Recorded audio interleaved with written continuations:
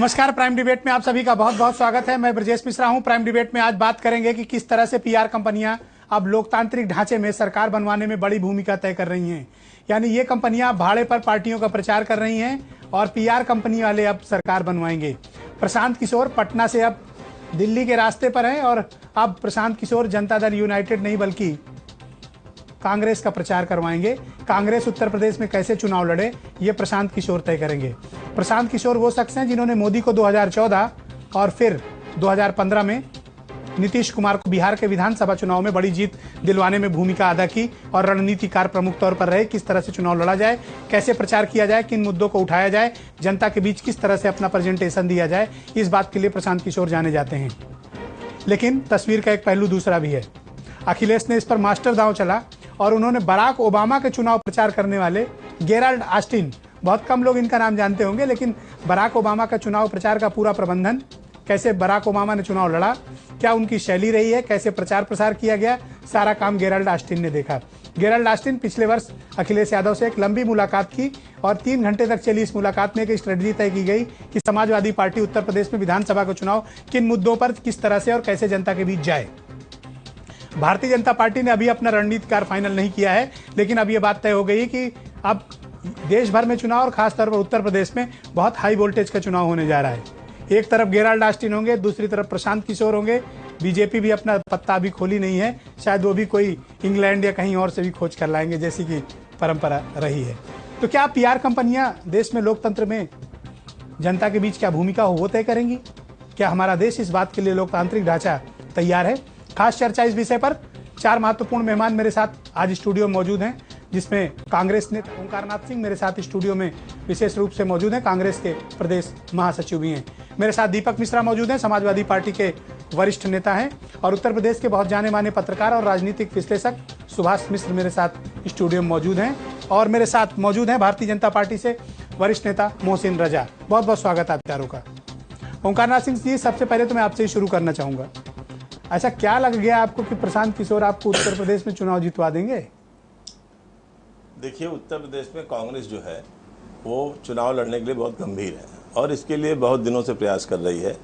हमारे अध्यक्ष डॉक्टर निर्मल खत्री ने सभी कॉन्स्टिट्यूंसीज पर जो है वो बैठक की और जितने भी जिला अध्यक्ष थे और हर विधानसभा के अंतर्गत जितने भी ब्लॉक अध्यक्ष थे उन सबसे बाकायदे उत्तर प्रदेश कांग्रेस कमेटी के अंदर विचार विमर्श हुआ, मीटिंग हुई और एक एक करके सब लोगों की राय ली गई।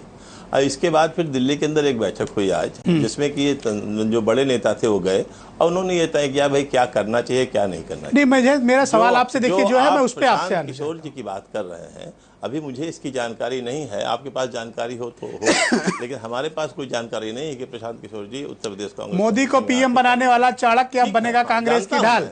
ये मैंने सुना, अखबारों में टाइम्स ऑफ इंडिया में भी रिपोर्ट है, सुभाष मिश्रा जी मौजूद है, अभी पूछ भी लूंगा। नहीं, बिल्कुल आज अमर उजाला ने भी रिपोर्ट छापी है। हम आपकी बात प्रशांत किशोर का स्टेटमेंट जब कर रहे हैं तो इतना छिप के क्यों कर रहे हैं? बात को मना नहीं कर रहे हैं, लेकिन अभी चूंकि हम लोगों को कोई ऐसा निर्देश नहीं मिला है और न कोई बताया गया है तो हम कैसे अपने मर्जी से बता दें? क्या आपको लगता है कि प्रशांत किशोर के सहारे आप चुनाव मैदान में उतर पाएंगे तो आपको फायदा होगा? हम प्रशांत किशोर जी की बात नहीं करते, ओके, लेकिन जितनी पार्टियां हैं वो सारी की सारी इस समय चूंकि मॉडर्नाइजेशन जमाना आ गया है, इलेक्ट्रॉनिक मीडिया हावी है, तो अब प्रचार प्रसार का तरीका दूसरा हो गया। दीपक मिश्रा, ऐसी क्या जरूरत समाजवादी पार्टी को पड़ गई कि आप अमेरिका से बुला रहे हैं आजमगढ़ के लिए गेराल्ड ऑस्टिन, जिनको उत्तर प्रदेश का भूगोल नहीं पता, जिनको ये नहीं पता कि बुंदेलखंड में समस्या क्या है, रुहेलखंड में क्या दिक्कत है। अब वो गेराल्ड ऑस्टिन समाजवादी पार्टी को बताएंगे कि जनता की समस्या क्या है, जनता क्या चाहती है।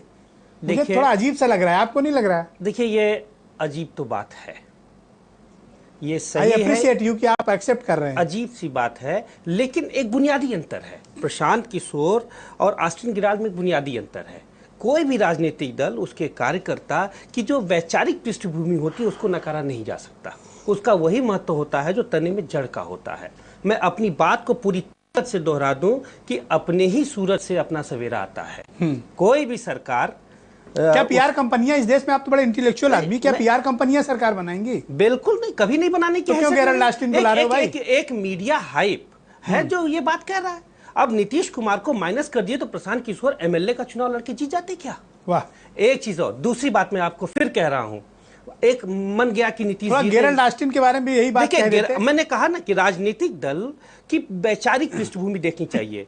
जो ऑस्टिन गिराल्ड है बेसिकली वो ओबामा के प्रचारक रहे। ओबामा की जो आइडियोलॉजी है, ओबामा हैरिस वफोर्ड की पार्टी के हैं। हैरिस वफोर्ड सोशलिस्ट है और जिन्होंने लोहिया ने अमेरिकन मीट किताब लिखी है। एक वैचारिक पृष्ठभूमि है ना, मतलब प्रशांत किशोर ओबामा भी समाजवादी हो गए। बिल्कुल हैं। ओबामा की आइडियोलॉजी आप देखिए तो सोशलिस्ट डेमोक्रेट हैं और वहां का सोशलिस्ट डेमोक्रेट यहाँ का समाजवादी होता है। और बता दूं आपको, जिस वो पार्टी के हैं उस पार्टी के हैरिस वफोर्ड ने लोहिया अमेरिकन नहीं, मुझे ये बताओ कि ऐसी समाजवादी पार्र्टी को क्या बात पड़ गई कि आप ऑस्टिन गिराल्ड को बुला रहे हैं? देखिए, हमारे पास दाल है, भरी कटोरी है, हम उसमें सिर्फ घी डाल रहे हैं। हम कांग्रेस पार्टी थोड़ी है कि दाल है ही नहीं और घी पे घी डाले जा रहे हैं। देखिए, दो चीज मैं फिर कह रहा हूं, राजनीतिक दल की आइडियोलॉजी, राजनीतिक दल के नेता और उसके कार्यकर्ता सुभाष मिश्रा जी बनाते हैं। मेरा बड़ा डायरेक्ट क्वेश्चन है आपसे। आप बहुत लंबे समय से उत्तर प्रदेश की पत्रकारिता में, बहुत सी सरकारों को बनते बिगड़ते चुनावी परिदृश्य आपने देखे हैं। अब जो नया दौर आया है इसमें पीआर कंपनियां क्या आप सरकार बनाने में कोई भूमिका तय कर रही हैं, और गेराल्ड जैसे लोग या प्रशांत किशोर जैसे लोग क्या तय करेंगे कि उत्तर प्रदेश के क्या मुद्दे हैं? पार्टियां इन पर निर्भर क्यों होती जा रही हैं?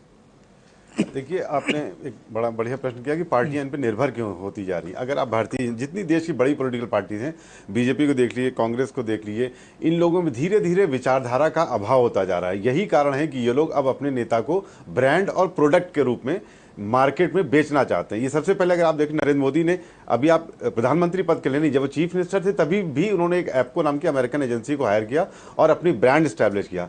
फिर प्रधानमंत्री पद के लिए उन्होंने इसी तरह प्रशांत किशोर को हायर किया और मोदी ब्रांड, मोदी आने वाला है, आपने सब देखा, मोदी एक प्रोडक्ट के रूप में मार्केट में उन्होंने लॉन्च किया। तो ये बहुत दुख की बात है कि बड़ी बड़ी पोलिटिकल पार्टीज भी अब विचारधारा को नेगलेक्ट करके एक पार्टी के नेता को ब्रांड के रूप में मार्केट में प्रोडक्ट करके और कैडर की जगह कस्टमर देखना चाहती है। बहुत बढ़िया बात आपने कि कितनी जगह, बहुत अच्छी बात। एक बात कर, दीपक जी ने जैसे कहा कि अब उनकी पार्टी, अरे मुलायम सिंह यादव के लिए क्या किसी गिराल्ड कास्टिंग की जरूरत थी? आप बताइए। आपके नेता थे इतने, कभी कभी उनको जरूरत पड़ी? हाँ, नहीं मतलब जब मुख्यमंत्री पद के लिए, मेरा मतलब है कि जब भी वो लड़े तो कभी उनको इस तरह के लोगों की जरूरत पड़ी क्या? आज अखिलेश यादव को क्यों जरूरत पड़ रही है, राहुल गांधी को क्यों जरूरत पड़ रही है, मोदी को क्यों जरूरत पड़ रही है? ये पुनर्विचार करना पड़ेगा कि पार्टियों की जनता के कोर इश्यूज से हट गए होंगे इसलिए जरूरत पड़ गई होगी। जनता, कार्यकर्ता, सबके पीछे गैप है। अब कोई विचारधारा के आधार पर कार्यकर्ता, कैडर नहीं, कस्टमर चाहता है जी, मुझे लगता है। Okay, Mohsin Raza, Bharatiya Janata party PR वालों को हायर करने में थोड़ा पिछड़ गई है। आपके जो खजाना था वो तो कांग्रेस ने लूट लिया। ये रोग इन्हीं की लगाई है। देखिए, जहां तक ब्रजेश जी बात की जाए, हमारे यहाँ आप किसको ला रहे हो यूपी में प्रचार प्रसार करने? पहले मैं उस बात को पूरा कर दूं कि मेरा एक एजेंडा, जैसा कि माननीय मोदी जी ने जब शुरू किया था कैंपेन, तो जाहिर सी बात है युवाओं को लेकर शुरू किया था और इसीलिए प्रशांत एक युवा हैं और उनके अंदर एक क्रिएशन था। उस क्रिएशन को देश के सामने लाकर उन्होंने खड़ा किया। वो आज कितना बड़ा नाम बन गए सिर्फ हमारे मोदी जी की वजह से, भाजपा की वजह से। हमने तो उसके बाद नहीं उनको बुलाया है, मैंने तो उनको बताया कि लोगों को क्रिएशन करने वाले लोगों की कदर भारतीय जनता पार्टी करती है। अब आपको जरूरत पड़ रही है, आप जानिए। हमने तो देश के लिए एक विकास का कार्य कर दिया, ये हमारा विकास कार्य है, इसको आप उससे मत जोड़ कर देखिए। मैं इत्तेफाक नहीं करता। आप किसको ला रहे हो, मेरा ये प्रश्न है आपसे। मैं लाऊं ना आपको भी पीआर की जरूरत है ना? मेरे पास मेरे जो मैनिफेस्टो है, जो एजेंडा है, हम उसी पर चुनाव में, विकास के ही एजेंडे पर जाएंगे चुनाव में। हमें जरूरत नहीं है यहाँ किस पीआर वाले के साथ जाएंगे? प्रशांत खाली नहीं एंगेज हो गए हैं। मुझे सपा को जरूरत है, कांग्रेस को जरूरत है, वो लाए, मुझे जरूरत नहीं है। भारतीय जनता पार्टी अपने आप में बहुत बड़ा नाम है। पर ये गेम तो आप ही का शुरू किया हुआ था, आज आप पिछड़ गए। ब्रजेश जी, मैं ये गेम नहीं है। तब आप कह रहे हैं नहीं अब गेम नहीं खेलेंगे। गेम नहीं है। मैंने कहा ना कि मैंने एक क्रिएशन था उस बच्चे में, उसको मोदी जी ने दिखाया दुनिया को कि अगर आपको किसी को भी आगे बढ़ाना है, इमरान को लाए ढूंढ कर हम कहीं से वो जो अभी आप कानपुर में किसी ने सोलर लाइट से लाइट जला दी पूरे गांव में, कितने लोगों को लाइट से वो कर दिया। तो हम तो ऐसे लोगों की कद्र करते हैं। आप ला रहे हैं, आपको चुनाव जीतना है, आपको ओंकारनाथ सिंह, एजेंडा नहीं है। ऑलराइट ओंकारनाथ सिंह, मैं एक स्टेटमेंट पढ़ के सुना जा रहा हूं, जो एक अखबार में रिपोर्ट छपी है कि कहा जा रहा है कि प्रशांत किशोर न सिर्फ यूपी में कांग्रेस के लिए रणनीति तैयार करेंगे, बल्कि उनकी इच्छा है, प्रशांत किशोर और उनकी टीम ऐसा चाहती है कि प्रियंका गांधी को कांग्रेस उत्तर प्रदेश में चीफ मिनिस्टेरियल कैंडिडेट अनाउंस करके तब चुनाव मैदान में उतरे। शायद ये कांग्रेस के लिए गेम चेंजर होगा। अब ये तो हाईकमान तय करेगा कि कौन उतरेगा कौन नहीं उतरेगा। मैं आपकी ओपिनियन है जो नहीं, सीनियर कांग्रेस हमारी- लीडर जानना चाहता हूँ। नहीं, वो हमारी नेता मेरे ख्याल से हैं। प्रियंका उतरेंगी तो बात तो बनेगी आपकी। वो हमारी नेता हैं और उनको तय करना है कि वो क्या कहते हैं, उतरेंगी कि नहीं उतरेंगी। इस संबंध में मैं कुछ नहीं कह सकता। मैं दीपक भाई की एक बात का जवाब देना चाहता हूँ। मेरे दीपक इन्होंने- भाई के बाद में दीजिएगा, एक पहले सुन लीजिए। मेरे सवाल का जवाब इन्होंने दे जो देते ये हैं। कहा प्रियंका कि गांधी को किस हमारी तरह के थाली लीडर सजी मानते हैं हुई आप? है, मैं बता रहा हूँ। प्रियंका मेरी किस तरह थाली की लीडर सजी हुई है है? और प्रियंका उसमें गांधी हमने किस तरह घी की डाला। लीडर हैं?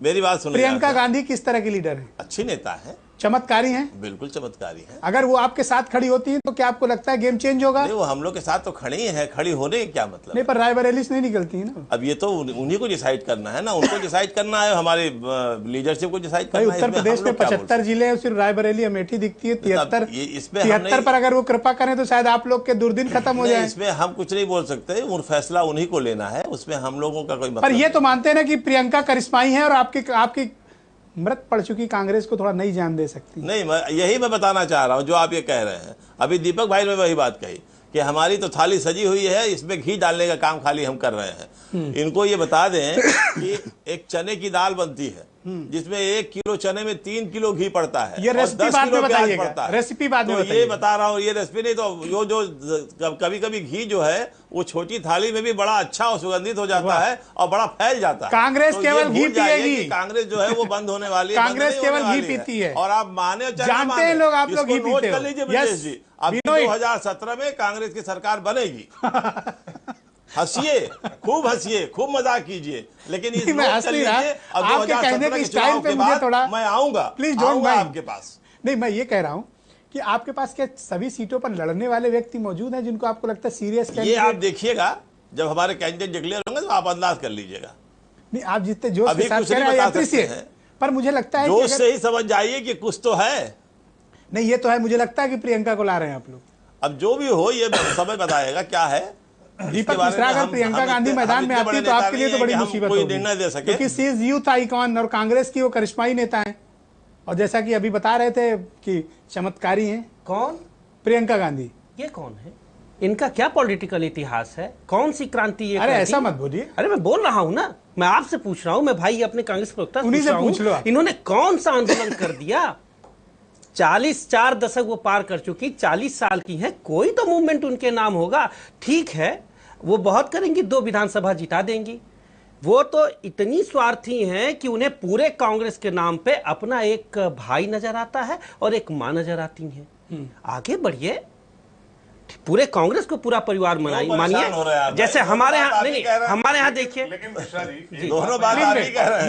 Mohsin please wait. तो देखिए हम लोग बहुत मुतमईन हैं, कांग्रेस की स्थिति ऐसी है जैसे संपाति की नहीं, है। लेकिन अगर अखिलेश की टक्कर में अगर प्रियंका गांधी खड़ी होती है तो मुझे लगता है पॉलिटिकली आपको बड़ी चुनौती मिलेगी। बिल्कुल आप नहीं इस बात को मिलेगी। हल्के में ले रहे हैं। 40 साल की उम्र तक अखिलेश यादव ने पूरे उत्तर प्रदेश को नथ दिया था, मंथन कर दिया था, गांव गांव गली गली, ऐसा कोई जगह नहीं था जहां अखिलेश का क्यों, प्रियंका पसीना ने भी न बहाओ। रायबरेली को कोई और मजा तक नहीं छोड़ा। रायबरेली के पूरे गांव तक तो नहीं घूम पाई। हाँ, ये सही है कि चूंकि एक चेहरे से कैरेक्टरिस्टिक है, वो चेहरे से उनका चरिश्मा दिखता है, करिश्मा दिखता है, कर्म से तो दिखता नहीं। और 21वीं सदी का चुनाव होगा, एक एक सुभाष चीजों पे मिश्रा जी, क्या बहस लगता है होगी। कि प्रशांत किशोर अगर ये गेम आजमाते हैं कि प्रियंका गांधी को किसी तरह इस बात के लिए मना लिया जाए कि वो कांग्रेस से चीफ मिनिस्टरियल कैंडिडेट के तौर पर उत्तर प्रदेश में चुनाव लड़ें, तो एज ए पॉलिटिकल ऑब्जर्वर आप क्या मानते हैं कि ये गेम चेंजर होगा?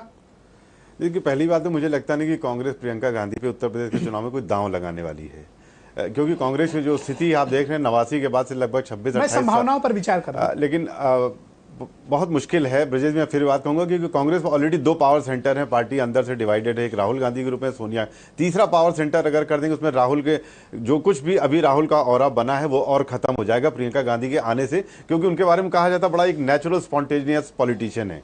वो चैलेंज कर सकती हैं, एक इमर्ज कर सकती है, लेकिन मुझे नहीं लगता, मैं फिर कहूंगा कि कांग्रेस अभी उन पे दांव लगाने वाली है। तो फिर ये जो ओंकार नाथ सिंह दावा कर रहे हैं कि रुकिए 2017 में सत्ता में आ रहे हैं, और राहुल भी कहेंगे पर्ची लिख कर रख लो जेब में या जहां भी रखनी हो, तो कुछ दावे में दम दिख रहा है क्या? अब क्या ऐसा है इनके अंदर की जो आपको लगता है कि ये मुझे लगता इतने है बेचैन है? शायद उत्साह में ज्यादा ओंकार हाँ। जी या कांग्रेस के नेता बात कर रहे हैं, धरातल पे ऐसा कुछ है नहीं।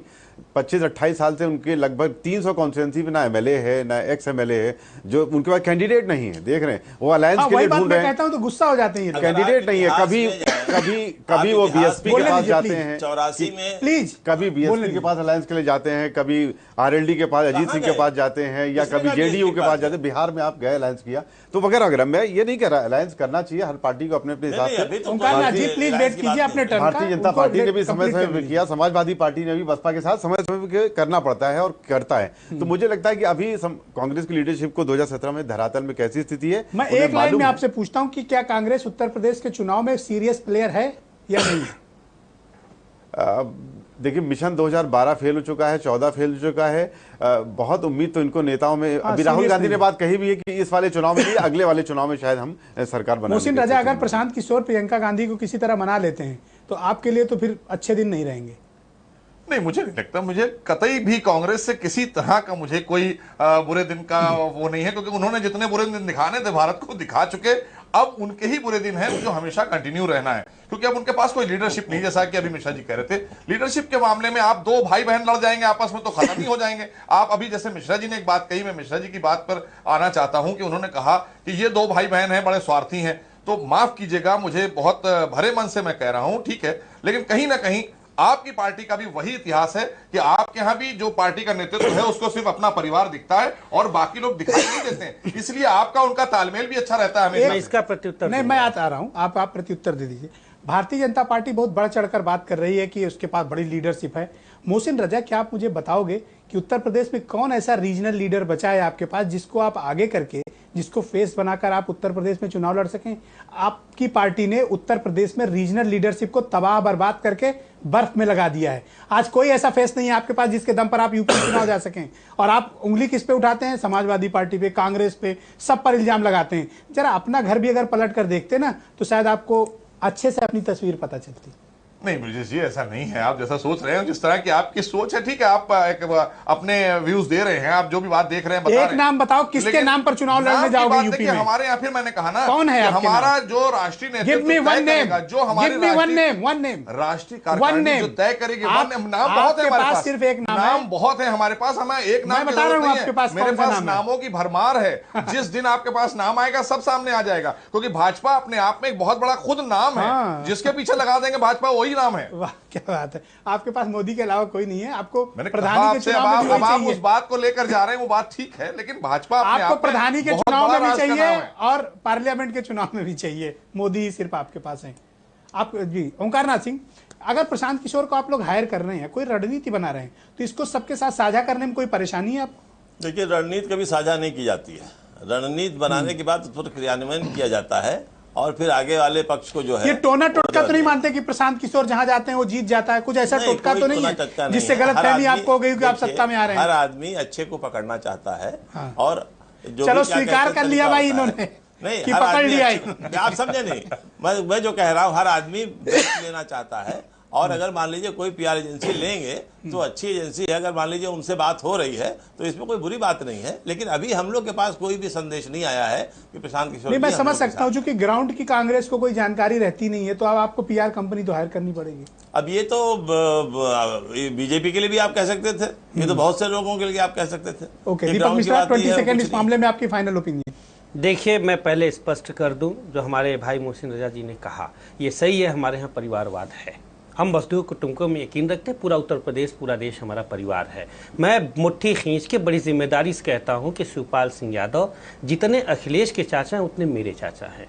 मेरा आदर अखिलेश के आंखों से रिश्ता, ये हमारा परिवारवाद है। पार्टी में हर कोई उनको मुझे लगता है चाचा कहता है। आप देखिए, अखिलेश सबके भैया हैं, शिवपाल सबके चाचा हैं। लेकिन कांग्रेस में कोई कार्यकर्ता, या कार्यकर्ता छोड़िए उनका सांसद भी कह दे कि प्रियंका मेरी दीदी है, दूसरे दिन पार्टी से निष्कासित। और मैं बधाई दूंगा, हमारे कांग्रेस के साथी ने स्वीकार तो किया कि भारतीय जनता पार्टी को जमीन की जानकारी नहीं है। ये मानते हैं कि जमीन की जानकारी हमें है, हम विचारधारा के आधार पर कांग्रेस को सहयोग ले रहे हैं। आपको नहीं है जी, आप तो गेराल्ड ऑस्टिन को ला रहे हो।